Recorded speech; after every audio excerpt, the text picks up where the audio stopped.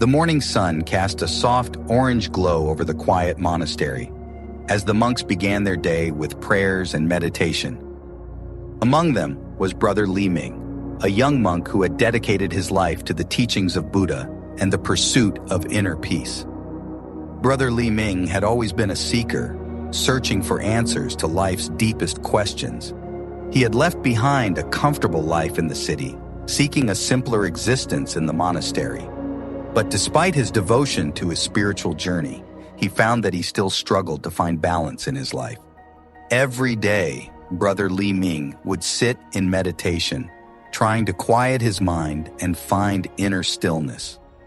But as the days turned into weeks and the weeks into months, he found himself increasingly restless.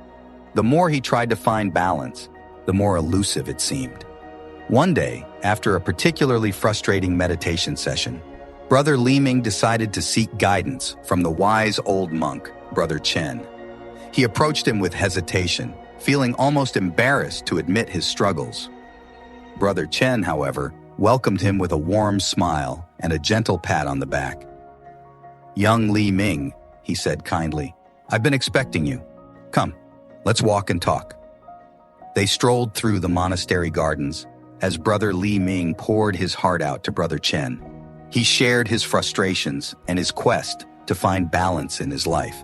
He spoke of his struggles with his mind, which always seemed to be in a state of chaos. Brother Chen listened patiently, nodding his head in understanding. "My dear Li Ming," he said, "you have come a long way in your journey. But you must remember that balance is not something you can achieve. It is something you must constantly work towards." He went on to explain that balance, like everything in life, was a process. It required constant effort and adaptation. He shared with Brother Li Ming the story of a young monk who had also struggled to find balance in his life. The monk, Brother Tao, had been a newcomer to the monastery, much like Brother Li Ming. He had come from a troubled background, seeking solace and guidance in the teachings of Buddha. But he too had found himself struggling to find balance within himself. One day, Brother Tao had approached Brother Chen with the same question that Brother Li Ming had asked him.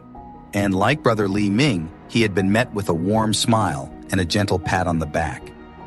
Brother Chen had then taken him to a nearby stream and pointed to the water. "Do you see how the water flows?" he had asked Brother Tao.